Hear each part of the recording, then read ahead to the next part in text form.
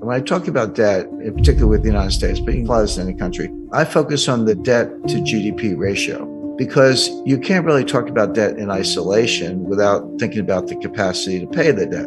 In a simple example, if you have a $50,000 balance on your credit card and you're making $30,000 a year and trying to pay rent in New York, et cetera, good luck. You're probably going to go bankrupt or at least default on that card. But if you owe $50,000 on your credit card, but you're making $5 million a year, it's, you just write a check. It's no big deal.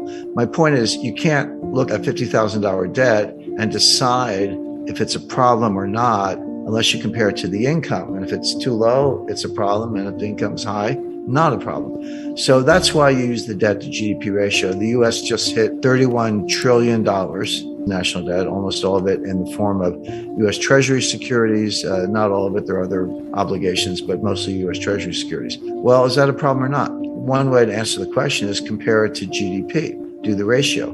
The answer is that ratio is now a little over 130%. At the beginning of the Trump administration, it was 106%. So Trump and Biden together have taken it up 25 percentage points from 106 to 131. What was it in 1980 when Ronald Reagan was elected? The answer is 30%.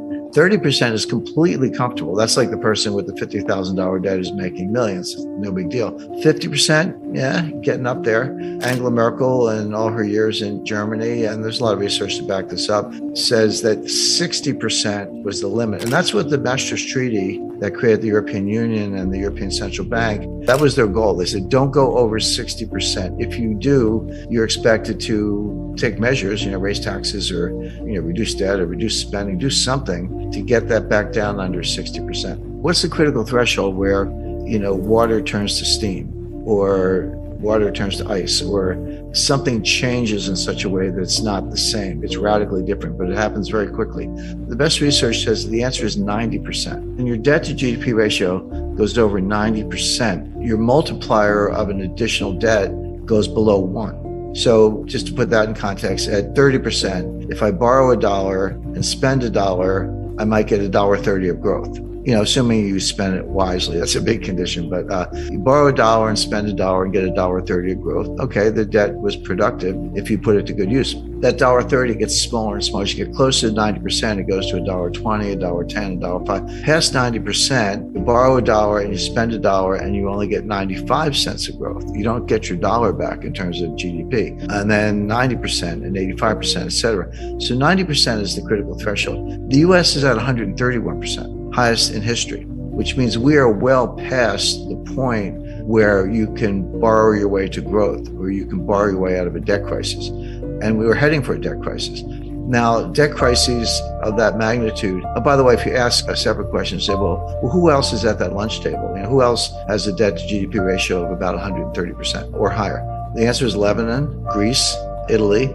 Those are your mates at the lunch table. That's where the United States is. Now, Stephanie Kelton, she's the big brain of modern monetary theory. She's a professor at State University of New York. She says it doesn't matter. They always point to Japan. Japan is at 280%, way past any member of the peer group. China's probably higher. China's a little more opaque because they are, but also they don't have as much national debt. If you look at the national debt to GDP, it's modest, but they have an enormous amount of provincial debt, and the banking system is owned by the government or controlled by the government.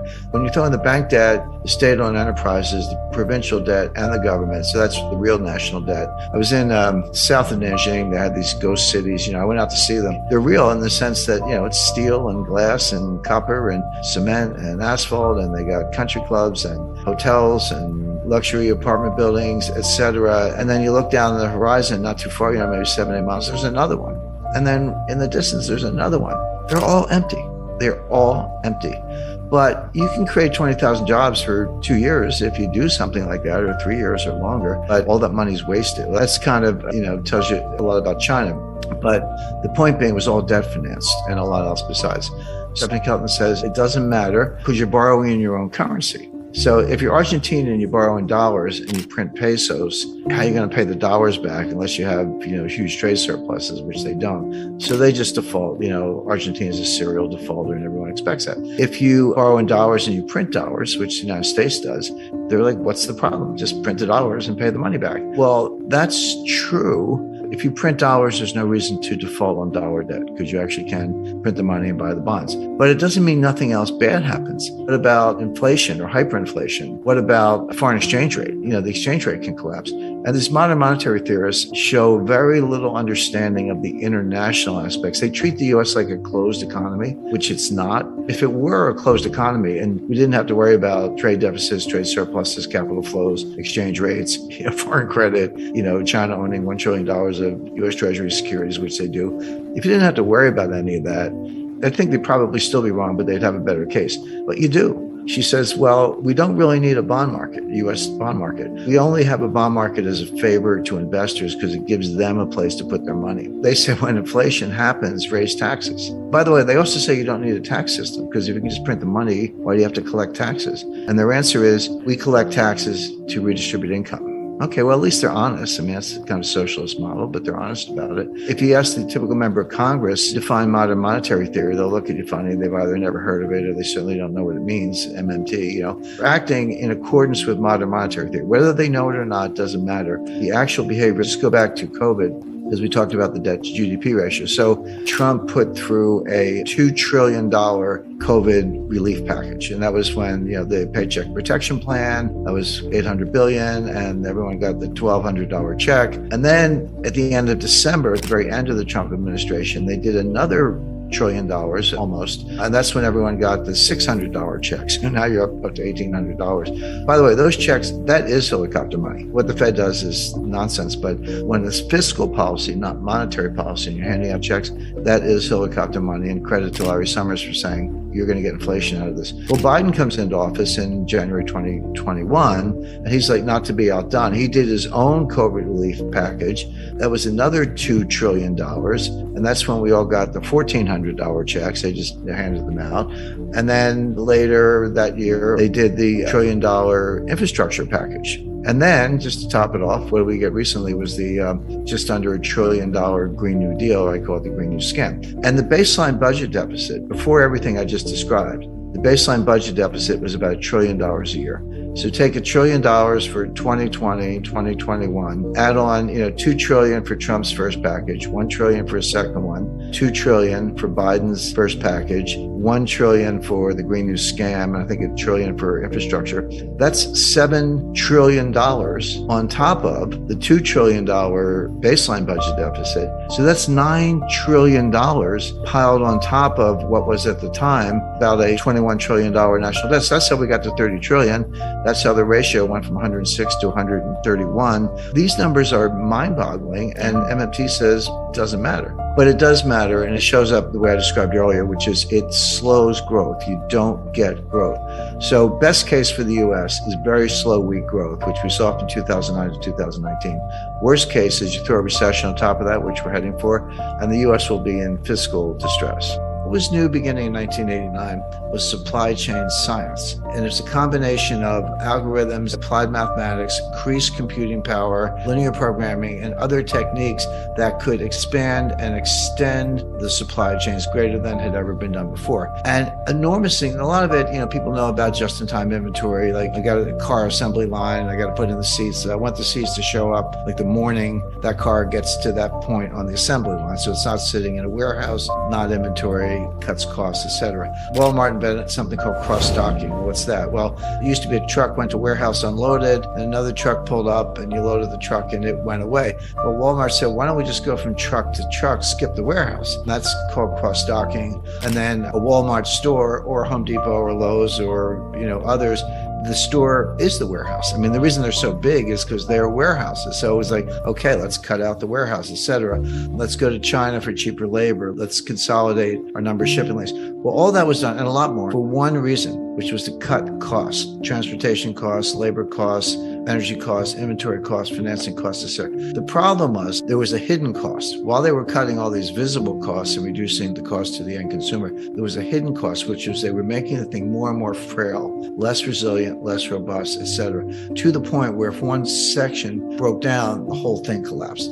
I give an example like a loaf of bread. It's like, hey, I got a loaf of bread at the store. Maybe you don't now because of what's going on. Well, okay, but a loaf of bread comes from a baker. It needs a wrapper. They're going to be plastic or paper. It had to get there by a truck. Trucker had to take the bread from the baker to the distribution center or the store. The truck needs diesel. You need a truck driver. Someone's got to make the truck. Let's go over to the baker. Baked it in an oven. Where'd the oven come from? Where did the manufacturer get the tempered glass and steel to build the oven? And you need energy to run the oven. And by the way, where did the baker get the flour? Got it from a mill. Where did the mill get it? They got it from a farmer who grew the wheat. That also had to be transported by train or truck from the farm to the mill. And then the farmer needs a tractor and diesel and harvesters and, by the way, nitrogen fertilizer, which comes from Russia, et cetera. So the point being, there's an immense supply chain in a loaf of bread. When you go through, wrapper, baker, ingredients, wheat, farmer, transportation, et cetera, et cetera. And every link in that supply chain has its own supply chains of, where trucking firms get the truck drivers, et cetera. I came to the conclusion that the supply chain is not part of the economy. The supply chain is the economy. There's nothing you can think of that doesn't have a supply chain behind it. Now, that's true. And then you stretch these things immensely to cut costs. You've created enormous fragility. And I'll give you a real concrete example. Germany's a major car manufacturer. You got Volkswagen, Audi, Porsche, and BMW, and others. There's several hundred miles of wire in a car, with all the controls and hydraulics, electronics, et cetera.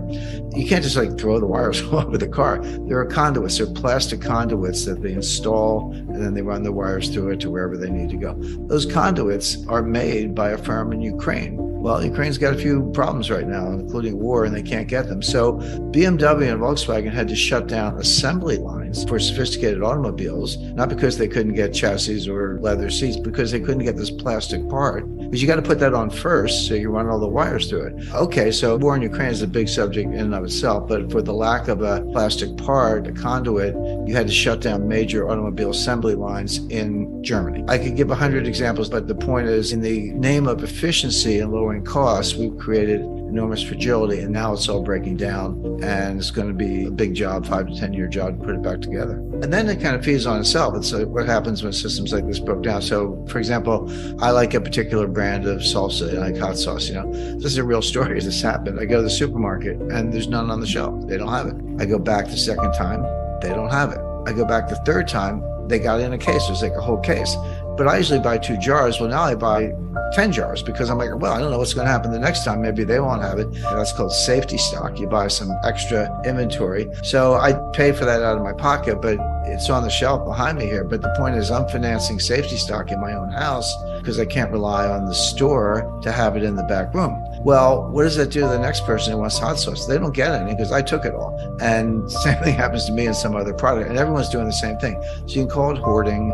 You can criticize it. It is inefficient and it costs money, but that's how people react to real supply chain shortages, which of course only makes it worse because now, who knows when the next shipment of hot sauce is coming in. I talked to the guy who probably the single most responsible individual for the creation of the modern supply chain. He said, Jim, you have to understand, it took us 30 years to build this. It took 3 years to blow it up. It's not coming back overnight. It's going to take 5 or 10 years or longer to create the new supply chain. So what I describe is what I call a college of nations. We're still going to have a supply chain. We always will, but it'll be like a club. And to get in this club, you're going to have to be a democratic, liberal society. I don't mean the politics. I just mean those in the political science sense or the political philosophy sense. But it would be, for example, United States, Canada, New Zealand, Australia, Japan, Western Europe, UK, probably India, and other countries around the world, probably Brazil. But there'll be countries with shared value, good rule of law, good concern for humanitarian issues, et cetera, who will trade with each other. But it won't include China. Russia will be, maybe they're in the penalty box, but China will definitely not be in it. China will have to construct its own club, whatever you want to call it, that would include, resource suppliers in Africa and maybe outsourcing in South Asia. And there'll be some people who kind of play both sides, and that's fine. But people say the U.S. is decoupling from China, which is true, but China is decoupling from the U.S. This is a second nasty divorce, but both sides want out. So what does that mean? It means that relative to some base, costs will be higher because Chinese have a lot they do is repugnant, but they are the manufacturing hub of the world. That's true. It'll be more expensive to do it without them, but it'll be worth it. And the way I look at it, the delta The extra costs that we might pay at the store, that's like buying insurance. You buy insurance on your house, you don't want anything bad to happen. But when you write the check to the insurance company, you don't think you're wasting your money. You think that's money well spent, and heaven forbid if something does happen, you're covered. Well, it'll be the same thing in supply chain 2.0. Things might be a little more expensive, but will be much more resilient, much more robust. I can give you concrete examples because I can tell you the theory all day long, but I think the examples are much more meaningful. So Taiwan Semiconductor Manufacturing Corporation, biggest and most sophisticated semiconductor manufacturer in the world, based in Taiwan, obviously, just announced two $10 billion plus fabrication plants that they're building in Arizona. So there's $30 billion plus going into new fabs, semiconductor fabrication plants, brand new, state-of-the-art. It's going to take 3 to 5 years to build in Oregon and Arizona. Why aren't they building in Taiwan? Well, because Taiwan's in the crosshairs of China. And there's something called the U.S. military has a doctrine, they call it the broken nest theory. If China invades Taiwan, either the Taiwanese or the U.S. or both are going to burn Taiwan Semiconductor to the ground. They're going to destroy it because they don't want it to fall into the hands of the Chinese communists. Taiwan knows that. Like, okay, we are one step ahead of the shoe shine. We're going to build new plants in the U.S. This is a concrete example of what I'm talking about, where we're still going to have semiconductor supply chains. They're going to have to get silicon and other components from somewhere, but it'll be this club, what I call the College of Nations. We're going to cut our ties to China. We already are. Many, many examples of this. So it won't be everything in the United States. We'll be sourcing in Australia and Japan and Germany, not China and not their allies.